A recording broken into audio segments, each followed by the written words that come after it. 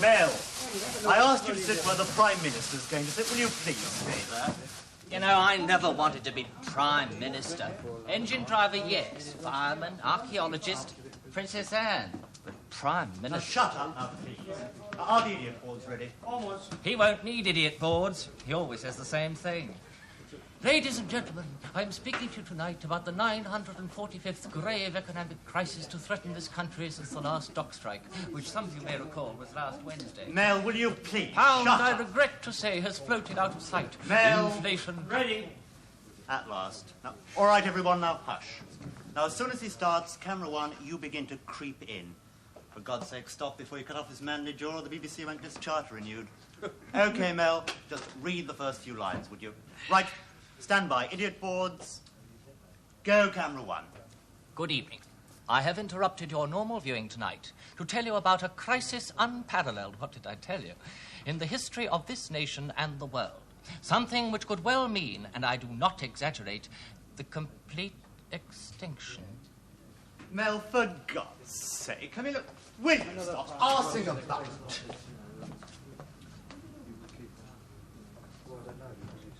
What? Nightmare, Hawks. No one is going to understand. I think, Prime Minister, that when people see the film that Mr. Crane and I... I've seen it. I understood even less at the end than I did at the beginning. Yes, well, some of the technical aspects are extremely hard to put across in layman's... I just hope to God there's been no mistake. Well, no such luck, sir. Luck? That's something we'll run out of, haven't we? Once and for all. Well, you better get on home. You want to be with your family when I break the news, won't you? Come on, hurry up. Bloody set. Takes an hour to warm up. What can you possibly want to watch? Shh, it's jumping. Who did he say? I'm sorry, Lucy, it's my psychology class. I have priority when it's jumping. We agreed that unanimously at last week's viewing conference. I protest. Well, I'm not going to arbitration, I'm afraid. Anyway, Daddy's complaints commissioner tonight. And he's not home yet, so you can just bollock off.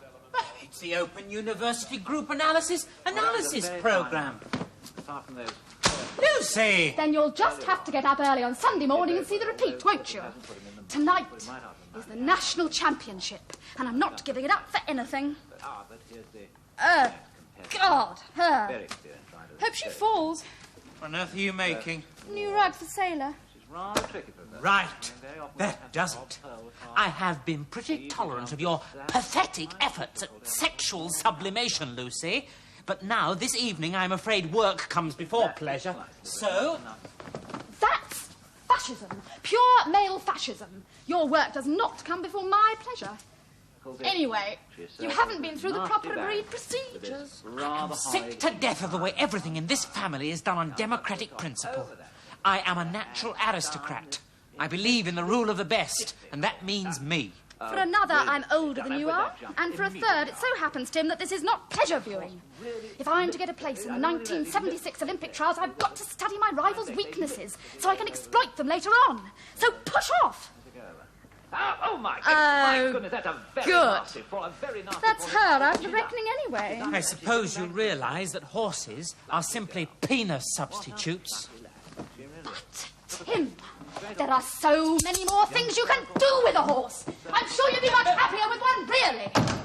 I protest!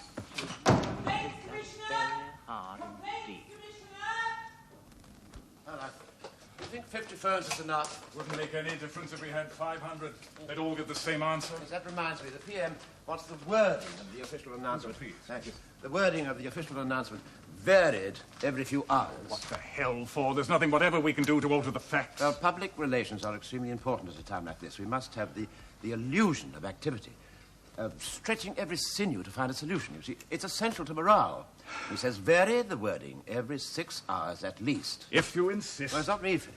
It's a political decision, not a scientific one. Well, what on earth's the point of being the government's chief scientific advisor if you only ever take advice, never give it? My dear Philip, I'm only the chairman of a committee. We must have flexibility, you see. Now then, where are you going to watch us? Here? Well, this is only in black and white, isn't it? Well, you know what our budget is. You cut it back yourself. Oh, we've got colour now, you know. I got it specially. You know, it makes all the difference. Do you want to come? Have you told the family yet? No. Eleanor won't be too pleased, will she? Now, do please come. Now that Eleanor has decided to run the family on a democratic basis, I'm almost always outvoted. I never get a chance to put my case. Yes, thanks, but I really must see this is all set up properly here. We've got 50 hello girls arriving tomorrow at 6 a.m., and I've still got to arrange about the loos. Yeah. Oh, good. Here's Bates. Well, Bates, all set for the greatest day in the history of the Common Cold-related Viruses Investigation Centre since we went royal? Well, sir, I've put the ladies in the sinuses department. I hope they don't get blocked. Thank you, Bates. You, Philip? Night, Henry.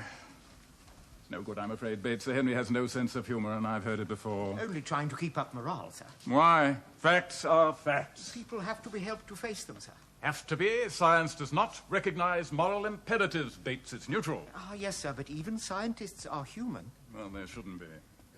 Permission to go and run the figures through the computer again, sir. What the hell's the point? It's something to do, sir. Not having anything you can do, it makes you feel... Impotent. Yes, sir. Balls. But all right, you run the bloody thing all night if you want to, as long as you understand that I'm letting you do it on human grounds and not scientific ones. Thank you, sir. Yeah. Oh. Don't forget to emphasize the chin, will you? It's good for national morale.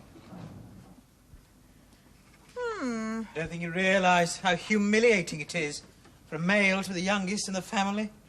Well, of course, in one sense, I can't. I mean, I'm female. Not just in regard to gender, but emotionally, too. Imagine what it's like being cast in the role of baby for life, Mummy. Oh, I don't think of you as a baby, darling. You don't think of me at all if you can help it. No one does. Oh, now, Tim, that's not really fair. I think of each member of the family every day for at least 10 minutes. I make a point of it. Well, then you have to think of me as the baby of the family. I don't blame you, don't think that. But you must realise that the youngest male child is always psychologically castrated by its parents. Darling, we didn't even have you circumcised. Well, that was because you felt subconsciously guilty in anticipation of the true damage you were going to do me. Symbolic maiming wasn't good enough. Would that be possible? What?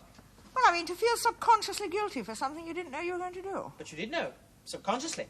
Oh, of course. My position in relation to Lucy and you has become quite intolerable, Mummy. Ah, well, my darling, with regard to me, I can understand it, but Lucy... Oh, come on.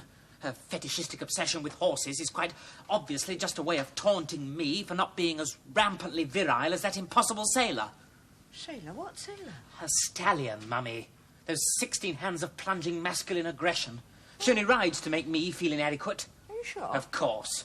She feels guilty about it naturally. That's why she sometimes falls off. Really? But never badly enough to do herself any serious damage, which she would do if she fell off for any ordinary conscious reason. I see. Well, it's got to stop. I've been thinking it out. I am extremely sexually frustrated because of the dominance of Lucy and you in my early environment. You overwhelmed me. My erotic desire to please women. Oh, I am glad you've got that, darling. But I haven't. It's had to be suppressed. Don't you see?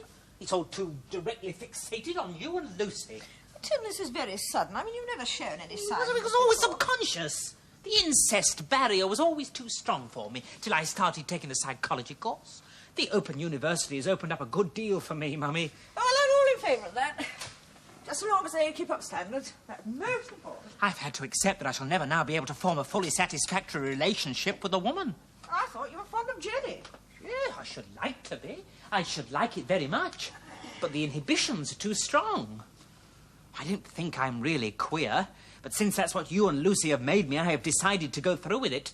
Mummy, I have decided to become homosexual. Oh.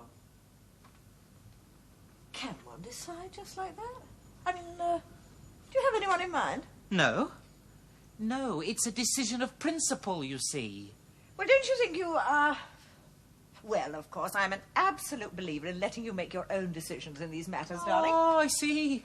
You want to evade your moral responsibility. Oh, now, Tim, it would be monstrous of me or your father to try and influence you in any way. Now, you know our fundamental precepts. But, dear, now, talking not as your mother, but as a moral philosopher, I wonder if you're absolutely satisfied that you have sufficient reasons for what is, after all, a fairly important decision. I mean, I take it that you're not acting on existentialist grounds. It's not a leap in the dark. Certainly not. It's a logically arrived at conclusion. You know I detest all forms of mysticism. Yes, well, you know, when it comes to sex, I've always thought that John Stuart Mill was probably right. Did he have sex? Oh, dear me, yes. He wasn't a utilitarian for nothing. And when, as far as sex goes, which is sometimes further than one might think, I've always agreed with him that we should always strive for the greatest happiness of the greatest number. Orgies, Mummy? No, yes, if they really do create a worthwhile excess of happiness over misery.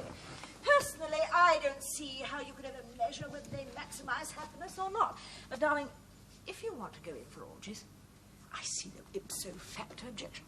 I mean, I certainly wouldn't exclude them on purely logical grounds. But I don't want orgies. I want to be queer. I don't want to be, of course, but I seem to have no choice. You feel it's determined? Yes, and so am I.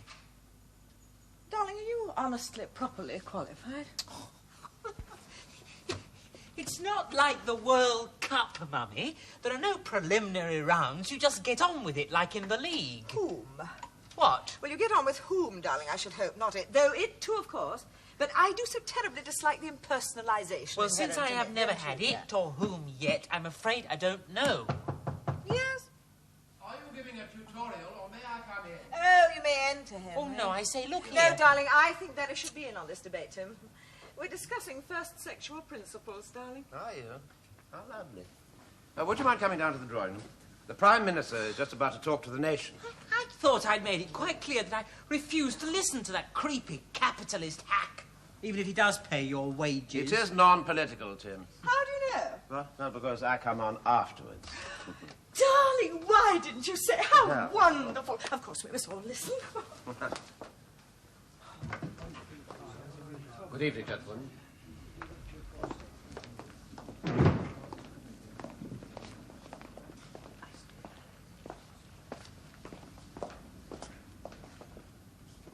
Where are my bricks? Bricks, sir? Yes, bricks. Under the chair. Otherwise, I look as if I can only just see over the top of the table. Mel, bricks. Get some bricks at once. Go on, Simon. Go on! He's done it. He's done it. Captain Simon Hackwood of the Prince Arthur Connaught Dragoon Guard has won the 1973 British Show Jumping Championship. You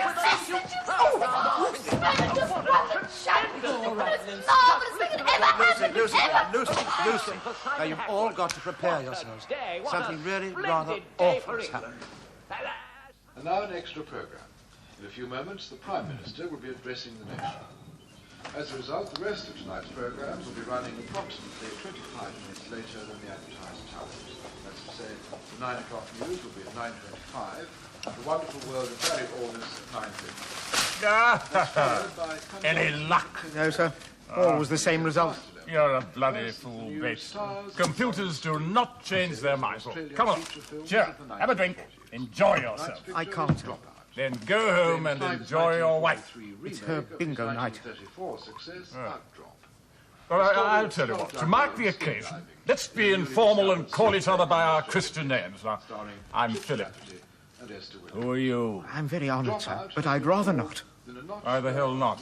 I think, sir, that in this hour of crisis we should try and maintain standards. Oh, for God's sake. What is your name? And now over to 10 Downing Street and the Prime Minister, the Right Honourable Thomas Richmond MP.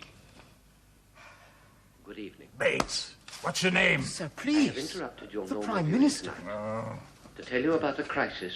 Unparalleled in the history of this nation and the world.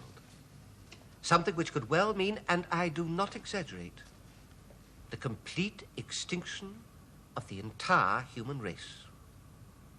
Investigations at the Royal Common Cold and Related Viruses Investigation Center into a recent extremely virulent outbreak of flu in the Philippine Islands have shown beyond any possible shadow of doubt that the world is threatened by a disease more appalling in its consequences even than the great plagues of centuries ago. The government's chief scientific advisor, Sir Henry Hawkes, will explain in a moment exactly how the disease will affect us. What I must emphasize here and now is that it will affect us, every one of us, without regard to race, creed, or color. Oh, good. The new virus is 100 times stronger than any yet known. It is my duty to tell you that it is estimated that it will be fatal in 97 to 99% of cases. Furthermore, this flu attacks the very basis of human heredity, so that those who do survive will have children, if any, quite different from themselves. The disease attacks the so-called DNA chain like a form of rust. Links in that chain, which carries human characteristics from one generation to another, will part. The chain will be broken with results we cannot even imagine. Philip did ask him not to talk about links in the chain. Now, you may well ask, is there no vaccination against this flu? Ladies and gentlemen, there is, and it is painless and completely effective. However, it has one irreversible side effect. It makes all those who receive it impotent for life. I say. Well, we needn't worry about I overpopulation then, realize that these need are we? very terrible tidings. The most dreadful the world has ever known. But before I go on to outline the government's plans for dealing with this unprecedented emergency, I must beg and beseech, I must even insist that everyone keeps calm. Everything possible is being done. I refuse to give up hope. Research will continue night and day with the fullest possible government backing. No stone will be left unturned, no avenue unexplored, no... Henry, I think you owe us some sort of explanation. Look, I'm on in a moment. No, I don't want your scientific explanation. I mean, why have you not told us about this before? Well, under the Official Secrets Act... You know perfectly well there are no secrets in this house, official or otherwise. Well, I'm afraid I really did feel that country had to come before family just this once, Eleanor. We do not make rules simply to flout them, Henry. I'm extremely disappointed in you. I should have had notice of this crisis. It's extremely important. Yes, it is rather, isn't it? Well, it undermines the whole basis of moral philosophy. Do you realise that? I shall have to think everything through again from the beginning. Well, I'm so sorry, my darling, but... Daddy, does this apply to horses? What? Horses? The flu, What? can horses get it? I don't know. Look here, heavens above. You better ask Philip. He discovered it, not so me. Philip's deceived us too, has Now, he? look, Eleanor, would you please mind No, turning I'm up the not sound? interested I in really your wa- simplified nonsense for the masses. I have already grasped the essential facts. I am now grappling with the moral consequences. They're fascinating, absolutely fascinating. Yes, I've been done out of my natural life. What? I have no future. No, but neither has anyone else, Tim. That's what's so interesting. I've always hated equality. Daddy, this won't affect the Olympic Games, will it? I mean, we'll all still be here for that. If we're vaccinated, yes. Well, that's something. It couldn't have been a mistake, could there? Right out of the question, Oh, Tim. I see. You don't want there to have been, you mean? I said no such thing. Well, it was implied in your tone of voice. Now, look, Tim, I look- understand. You've had your life, and now you're jealous of me Now, because just mine's still listen to to come. me. Now, when you die, you needn't feel that you're missing anything. Well, it's a classic case of a Samsonian death wish. If you've got to go, you take the whole world down with you. I'm very sorry, Tim, but facts are facts. Yes, but you're happy about them, aren't Oh, you? for heaven's sake, Tim. And so are you, aren't you, huh? I can't have children now, can I? No, I have been even more emasculated than your subconscious could ever hope. Everyone be quiet. I've had a thought. Good. Now, the whole of our morality is based on the assumption, is it not, that whatever else may happen, society must go on. Human life must continue. That is the categorical imperative. But if the human race is not going to continue, then the fundamental criterion for all morality no longer exists. The imperative is gone. Morality is abolished. Eleanor, we must all keep quite calm. But why? What moral reason do we have for keeping calm? Now, we don't believe in God. We've always judged what is good or bad, whether or not it's good or bad for society and its continuance. Now, you're talking as though society is not going to go on in any recognizable form. In which case, we shall have a situation of complete moral... Anarchy, which will not be tolerated. the government will take immediate steps to stamp out any deviance from the normal pattern of law and order. I hope that is quite clear. Now, Sir Henry Hawkes and Mr. Philip Crane, Oh, no. the Royal Common Code... You don't and want to related watch virus me investigation giving Sir Henry a will explain tutorial. exactly how... Thank you, no, sir. Oh, come on. Come on. Call me Philip. It's very good of you, sir, but I'd rather not. You see, I believe in hierarchies. I think we need some sort of system or it's all chaos, like the Prime Minister said. Yes, but calling me Philip won't start a revolution. You never know, sir. Great oaks from little acorns grow. For God's sake. Yes, well, I think I'll go and have another go at those figures, sir, if it's all right. Yes, well, you do what you bloody well want. Oh, no, sir. That would never do. That would be anarchy, sir. We can't have that.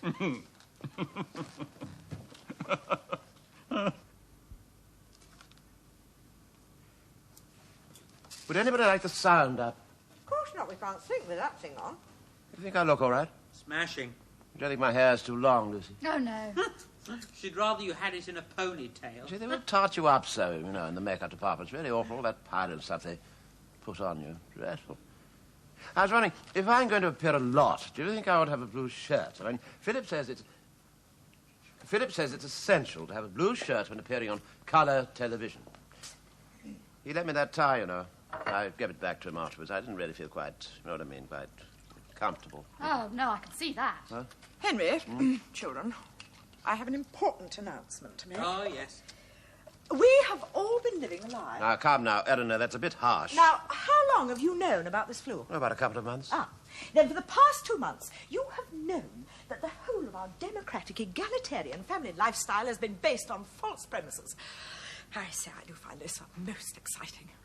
It's almost unheard of, you know, for a philosopher to have the opportunity of studying morality in such a pure situation. We shall have such fun in the problems of contemporary morality sessions next term. I can hardly wait. Do you think, given the circumstances, anyone would turn up? Oh, but my dear, of course. People will feel a great need for philosophical guidance. I mean, they'll want to analyze their fundamental concepts. It'll be the beginning of a golden age in philosophy, I'm sure. Oh, I'm so glad for you, my dear. Oh, now, wait a moment, Henry. I did say that we've all been living a lie. I mean, we have been assuming moral continuity after it ceased to exist. Well, my dear, we are still human, aren't we? I mean, morality has to go on. Yes, my dear, but completely revolutionized. I mean, we no longer have any reason to live our lives for others. We must live for ourselves. It won't be anything new for you. Quiet, please. I'm holding forth. Now, I'm going to give you all a perfect example of what this new selfish morality is going to mean in our lives here in this house. Now, in many ways, as you all know, I've always had the typical inhibitions of my class and upbringing, what Tim would call guilt-ridden. And I've always believed, even against the evidence of my reason, that society is best supported by fidelity in marriage, at whatever cost to the personal happiness of the people involved. Right, here, here. Therefore, my dear, it's caused me considerable mental pain and moral anguish to have to deceive you. What? Mummy. However, now that it's morally acceptable and indeed even praiseworthy to pursue one's own happiness without any thought for others, I've no qualms whatever in telling you. I've been having an affair with Philip. Now, that's why I was particularly angry at the way he has deceived me. I mean, I have been living a lie within the lie that you and he both made us live, Henry. Philip? Do you want the details? No. No, well, it all started when you were on that UNESCO conference, darling, in Madagascar about pollution of the airwaves. You betrayed me. You knew I subconsciously loved you and you deliberately betrayed me. You? Well, what about me? Well, of course, your reactions are both extremely selfish, which, of course, is morally quite correct. But, you know, I'm sure when you've had time to think about it, you won't want to go on using that old-fashioned, emotional, evaluative, morally critical language. We have been liberated from all that now. Yes, but what about me? And me! And me! Oh, you stay out of this. It's none of your business. But it is. My dear Lucy, what on earth's the matter? I've been having an affair with Philip, too. Really? How fascinating. Now, I wonder what our correct moral response should be to that. Oh, Alvia. I mean, well, it's disgusting. I'm appalled, Lucy. Absolutely appalled. Well, we were hacking back home from a day with his teacher depraved. when he offered me a lift in his horse box. And when I say I prefer horses, Tim, I mean it. He's hopeless. It's for you, my darling. Well, I can't talk to anybody now. Tell them I'm not in. Oh, but it's Philip. but I couldn't possibly talk to Philip ever again. Well, he says it's extremely urgent. How long have you been doing this? Ever since we first had the results, sir, I didn't like the smell of them. Why the hell didn't you tell me? You didn't seem to think the computer could be wrong, sir. Yes, well, it can't be. It can, sir. It's only as good as the man who designed it, and he built in an error, you see. Is this true? Bates has spent the past 2 months checking the calculations by hand. He says the computer's answer is over 1,000 times out. Up or down? Up, sir. The error, you see, sir, was built in. No way of checking it except by hand. Oh, my God, we're ruined. You see, absolutely and completely ruined. Total disaster. No, sir, it's wonderful news. The world's going to be all right. We're not going to die after all. It's all been a false alarm. Exactly, Bates. As Sir Henry says, an absolute unqualified disaster. I don't see why I couldn't have got along with Daddy to have it out with Philip. Much more injured than he is. His relationship with you two is purely social and legal. Whereas I am subconsciously in love with both of you. Therefore, Philip has done me irreparable psychic damage. Good Lord. Of course it's down. What is? The incest barrier. Tell me, I'm dying to know, is the incest barrier more like a 5-bar gate or a water jump? Now, this is no time for humour, Lucy. This could be the saving of your brother. What? How? Well, my darling, the incest barrier is essentially subconscious, isn't it? Yes. But thanks to Open University, you've been made conscious of yours.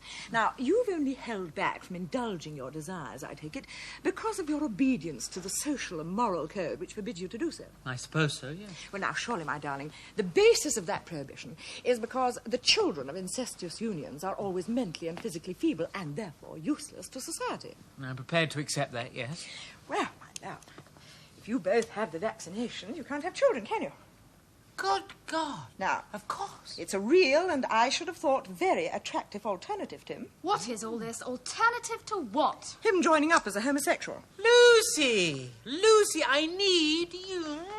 I've never heard anything so disgusting in all my life. No, disgust is not a moral emotion, Lucy. I've never heard anything so immoral then either. No, not immoral, dear, amoral. I mean, if there can't be any children, then morality no longer exists. Weren't you listening? I don't know what you're talking about. My dear, the absence of any moral objection to incest. Well, I object very strongly indeed. You would. Well, why, darling? Because the whole thing repulses me. Well, that's a perfectly good reason for declining any offer that Tim may make you, but it isn't in any sense a moral one. How can you say such things? My dear, I'm simply trying to clarify the moral situation. Now, my dear, it's the same for both of us. I mean, if Tim should want to sleep with me, I would not be able to produce any moral argument to deny him. I should have to fall back on some such argument from pure selfishness, such as yours. But what do you think? I mean, don't you have any feeling about it at all? Oh, yes, I do. But I wouldn't dream of trying to influence either of you in any way. That would be wrong, so I'll just go upstairs and write down a few thoughts. Leave you both to sort it out between yourselves.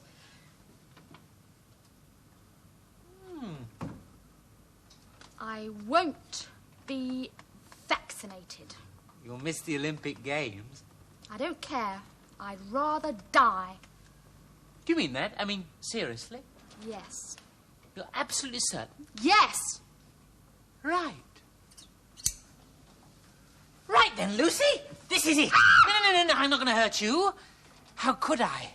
The way I feel. Tim, you mustn't. Goodbye, Lucy. My love. I can't tell you how sorry I am, sir. Sorry? I'll resign, of course. Oh, sir, if I might just comment on that. I see no reason for Sir Henry to resign. The responsibility is entirely mine, and I'm quite prepared to face it. That's extremely generous of you, Philip, and I appreciate the gesture very much indeed. But I am the government's chief scientific advisor, and I have given the government unsound scientific advice. It is therefore my duty to resign, which I now do. But, sir, you really cannot allow that. It is my investigation centre which has made the mistake, and the blame must therefore be placed fairly and squarely on my shoulders. But my dear Philip, field marshals don't blame generals for their defeats. I appeal to you, sir. I am the one to resign, not him. Neither of you will resign unless I do. And I don't intend to. You'll ride the storm, sir? What storm? Well, when people find out we were wrong. I was not wrong. I am never wrong in public. What do you mean by that, sir? I mean, I have no intention whatsoever of going back on television to say that the whole thing's been a computer hoax. Don't you realise that the whole world has listened to Great Britain for the first time in 25 years? The country's prestige is higher than it's been since the Battle of Britain, thanks to this flu. Yes, but you must tell the truth, sir. Certainly not. Make Britain and British science the laughingstock of the entire globe. You may have some nebulous sense of duty to science, you two, but I have a very clear one of duty to my country and my party, and I may add, myself. I'm not having any one of us wrecked by your incompetence. But, sir, we can't possibly go on pretending this flu's so much stronger than it is. Why not? Well, we'll be rumpled. You will not. You will come up with some scientifically correct, preferably British-made solution. But how can we possibly arrive at a solution to a problem that has ceased to exist? How did you produce the problem? I know even less of science than you seem to, Sir Henry. But I suggest you get cracking. And if one word of this gets out, I shall have no hesitation in having the two of you silenced forever. Is that understood? Solution or death? Now, off you go.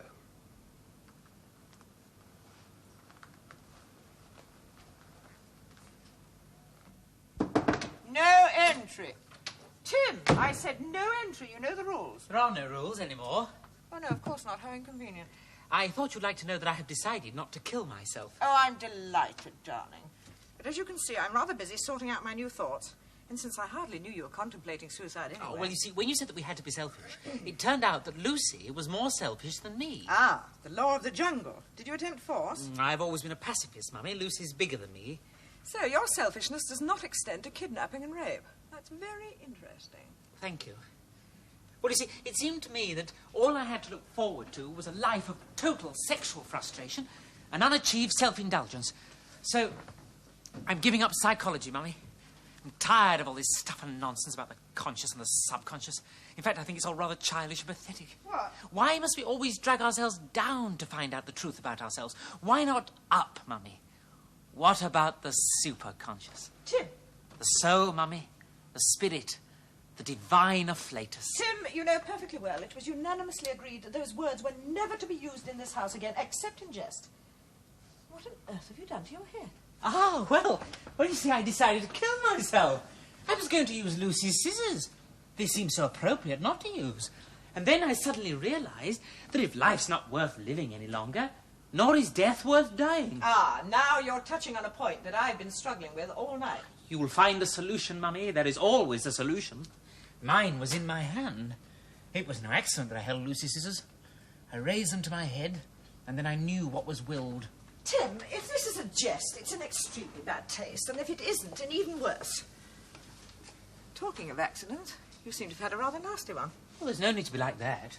I was trembling with excitement. I just realised who I really am. And who's that? An enclosed Anglican Trappist.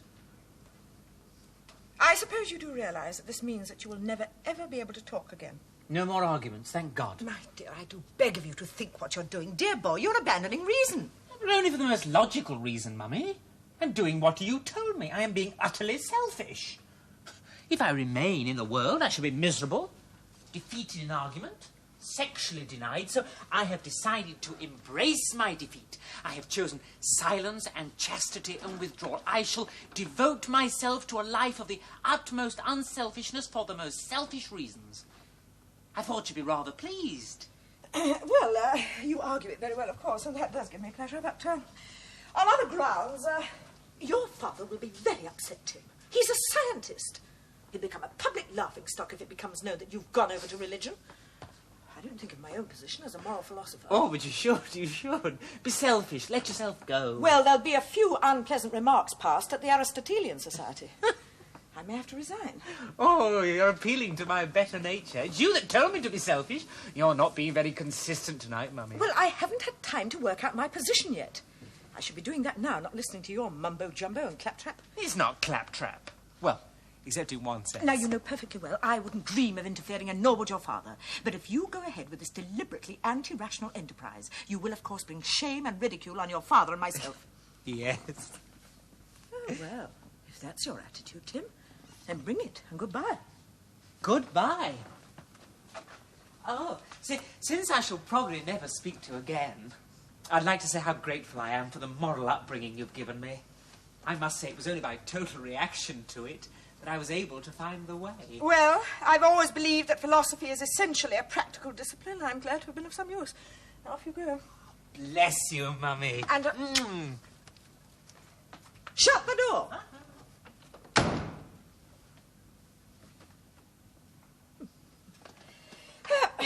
Now for something serious. You know, I can't help it, but what Richmond has asked us to do seems to me quite simply morally wrong. Eleanor says morality has been abolished. No, that's because she doesn't know what we know. Oh, well, that's something, isn't it? I mean, it's nice to have morality back again, isn't it? Yes, well, frankly, I've never gone that much on morality myself. Yes, yes. You know, it just reminded me, during all this mess, I'd completely forgotten. You know, Philip, your behaviour has been absolutely beyond the pale. What are you talking about? Well, Eleanor and Lucy, I mean, it really is a bit thick, you know. Henry, I thought you knew. No, I did not know.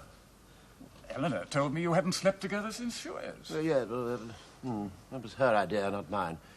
She was protesting about British involvement in neo-imperialism. Well, what had that got to do with sex? Well, I don't know, really. It was something to do with men colonizing women, I think. Oh. Anyway, she had no right to tell you. She always does talk far too much in bed, doesn't she? I mean, with Eleanor, it's all philosophy, no boudoir. My God, yes.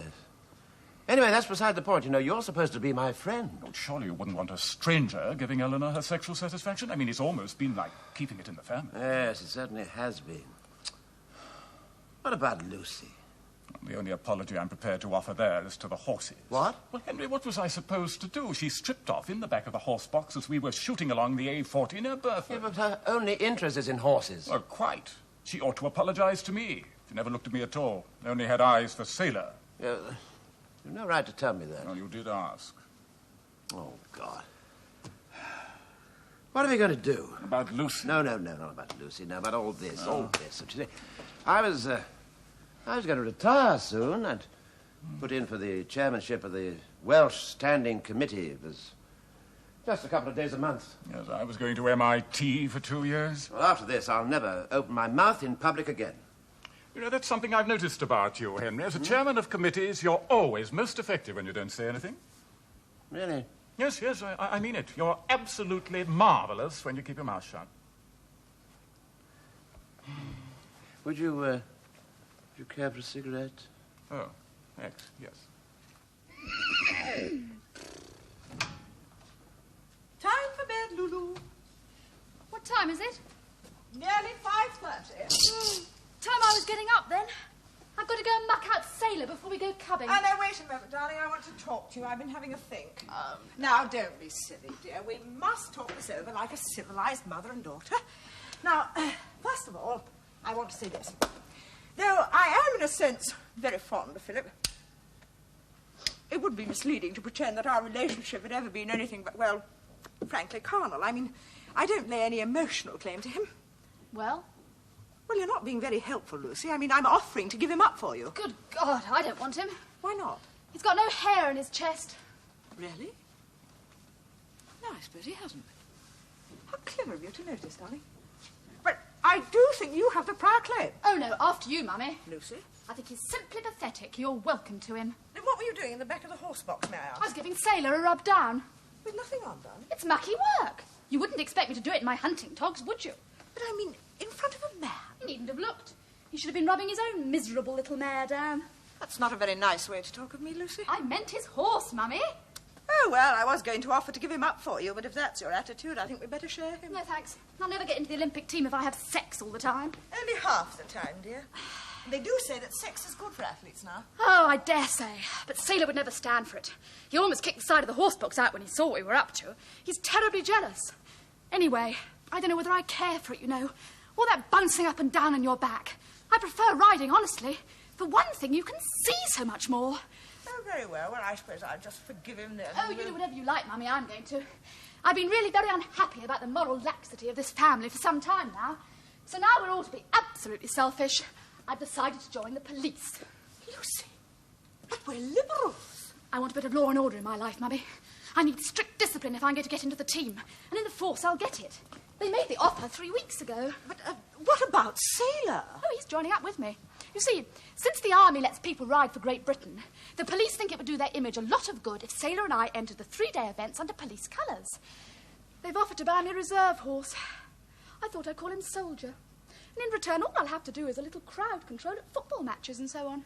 Oh, Lucy, I've never been so shocked in all my life. It's a betrayal of everything I stand for. You know very well that when your father and I were on our honeymoon in the British Museum, I abandoned him for the day to throw marbles under police horses' hooves. It's one of my most treasured memories. Try that with me, I'll arrest you. Oh, my dear, I do beg of you to think about the principles that you've been brought up on. Up on which I've been brought.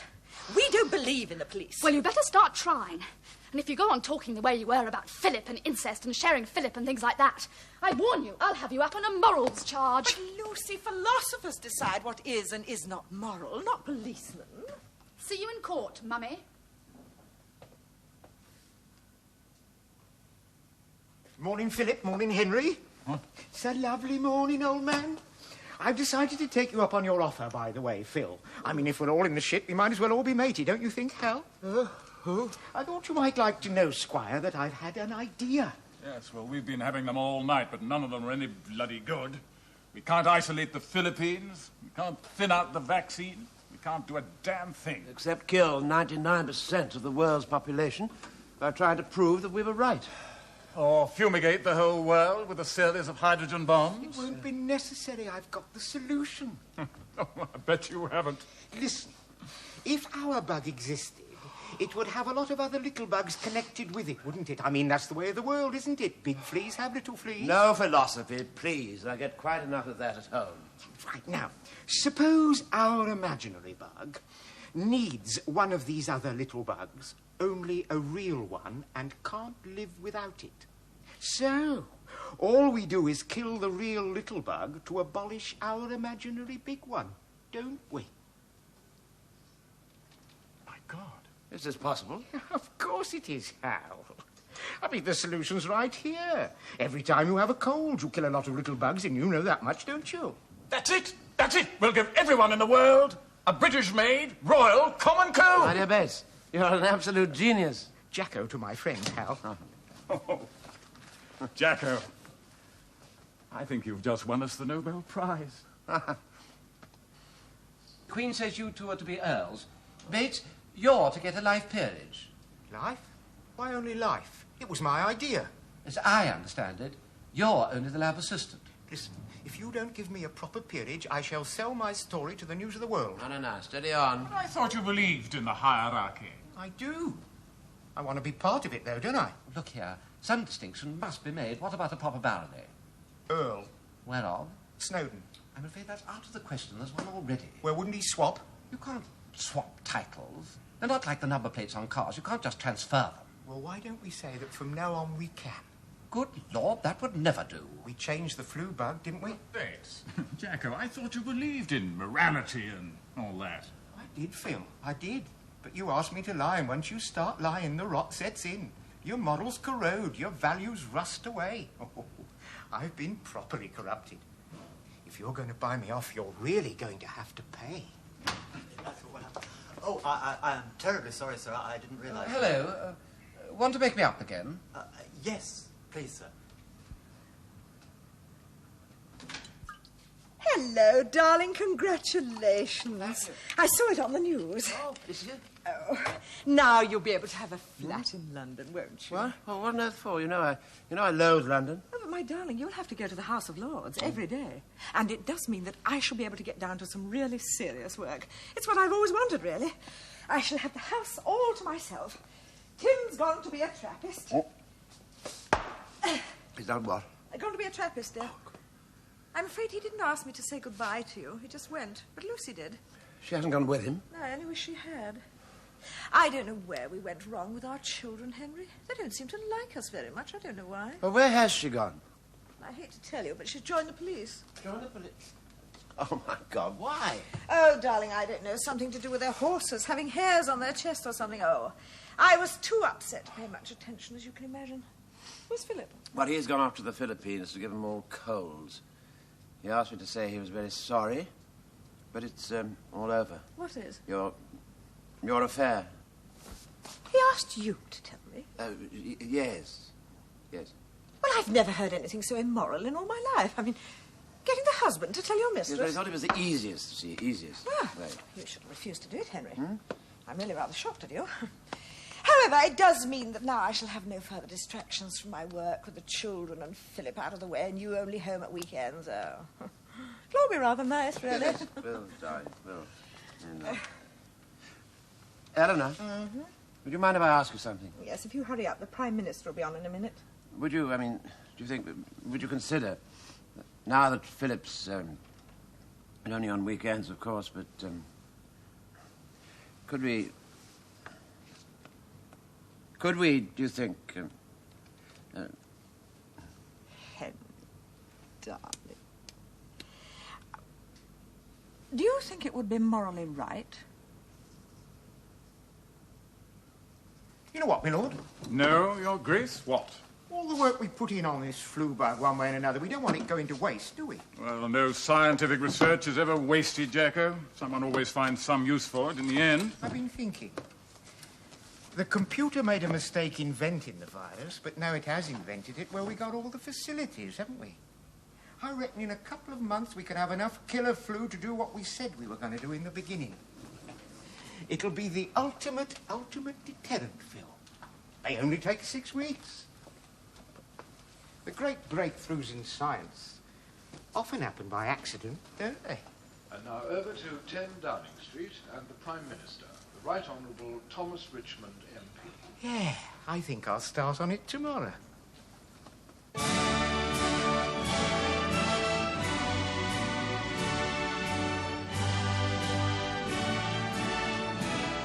Ladies and gentlemen, I bring you glad tidings of great joy.